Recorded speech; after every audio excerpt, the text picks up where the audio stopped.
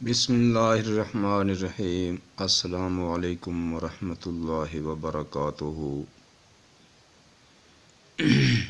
تمام تعریفیں خالق کائنات کی اور لامحدود درود و سلام حضور اقدس صلی اللہ علیہ وآلہ وسلم کی ذات اقدس پر، جن کے امتی ہونے کا خداوند کریم نے ہم کو شرف بخشا۔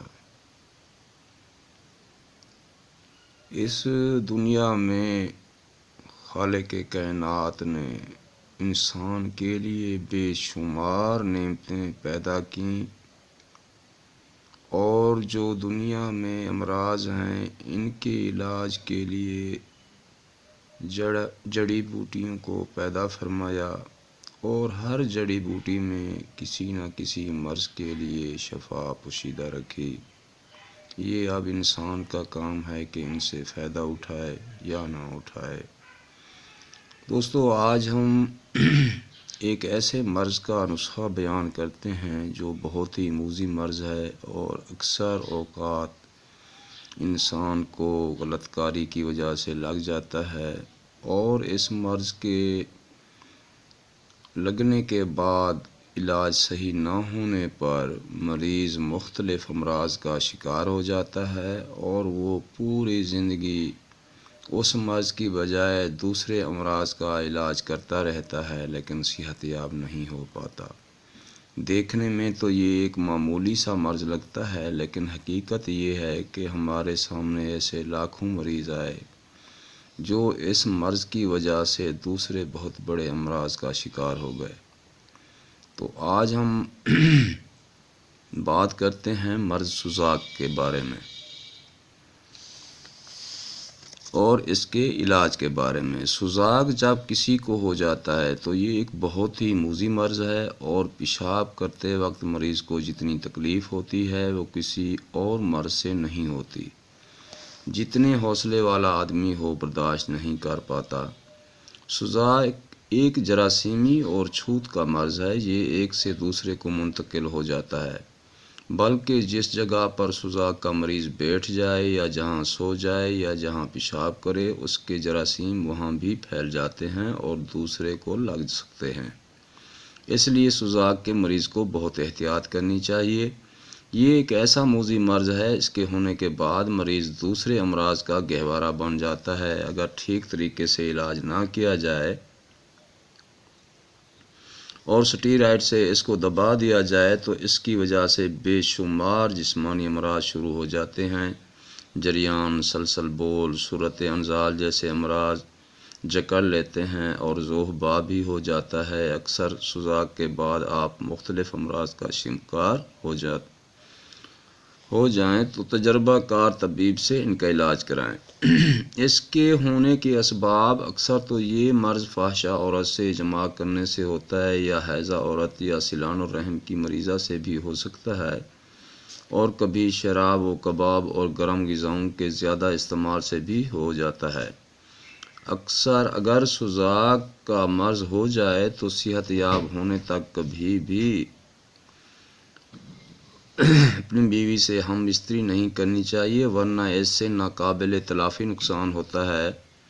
ایک تو عورت کو یہ مرض لگ جاتا ہے، دوسرا ہونے والے بچوں پر بھی اس کے اثرات ہوتے ہیں۔ یہ ایک جراثیمی مرض ہے، اور اس مرض کے ہونے کا سبب ایک خوردبینی جرثومہ ہے جس کو گونوکاکس کے نام سے موسوم کیا جاتا ہے، جو مریض کی پیپ میں پایا جاتا ہے۔ کبھی یہ جراثیم خون میں سرایت کر کے خون کو متعفن کر دیتے ہیں، جس کی وجہ سے مریضان سوزاک کو پھوڑے، پھنسی اور گنٹھیا جیسی بیماریاں ہو جاتی ہیں۔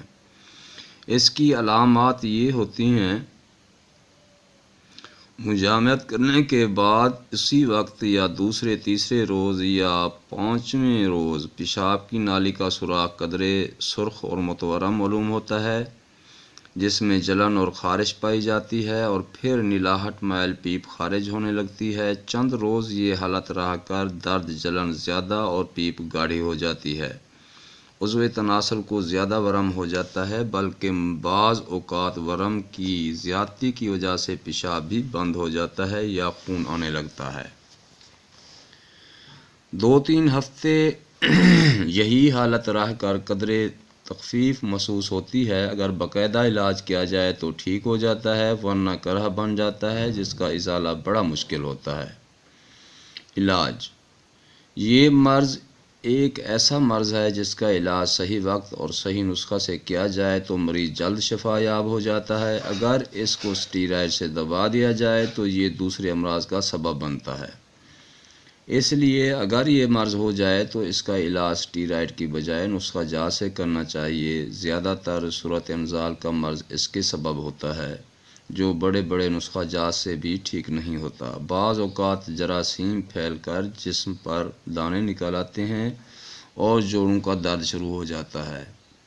میں کوشش کر رہا ہوں اس کے نسخہ جات بتدریج لکھوں گا تاکہ اگر کوئی اس مرض کا شکار ہے تو وہ بآسانی ان نسخہ جات کو استعمال کر کے صحت یاب ہو سکے۔ سب سے پہلے اندری جلاب کا نسخہ بیان کرتا ہوں۔ اس کے استعمال سے پیشاب کھل کر آتا ہے اور پیشاب کی نالی کو پیپ سے صاف کر دیتا ہے۔ اس لیے ضروری ہے سوزاک کا نسخہ استعمال کرنے سے پہلے یہ نسخہ ضرور استعمال کریں۔ نسخہ نوٹ فرمائیں۔ سب سے پہلے یعنی کہ سوزاک کا علاج شروع کرنے سے پہلے یہ نسخہ ایک دن ضرور استعمال کریں۔ اس نسخہ کے استعمال سے مرض میں بھی افاقہ ہوتا ہے اور جو پیپ اور جراثیم ہوتے ہیں وہ بھی خارج ہو جاتے ہیں۔ تو پھر جب آپ دوسرا نسخہ سوزاک کا استعمال کریں گے تو اس سے شفا 100% یقینی ہو جاتی ہے۔ نسخہ نوٹ فرمائیں۔ ریوند خطائی، کلمی شورا ہر ایک 7 گرام، جو کھار 5 گرام، زیرہ سفید 3 گرام اور چینی سب کے برابر۔ دوائیوں کو باریک کر کے چینی ملا کر باریک کر لیں۔ استعمال کا طریقہ یہ ہے کہ 10 گرام دوائی دودھ کی لسی سے دیں اور اس کے اوپر بار بار لسی پلاتے رہیں۔ دوپہر کو پھر دوسری خوراک دیں۔ اگر مرض کی شدت ہو تو شام کو تیسری خوراک دیں۔ اس نسخہ کے استعمال والے دن مریض دودھ چاول استعمال کرے بغیر میٹھے کے، باقی تمام چیزوں سے پرہیز کرائیں۔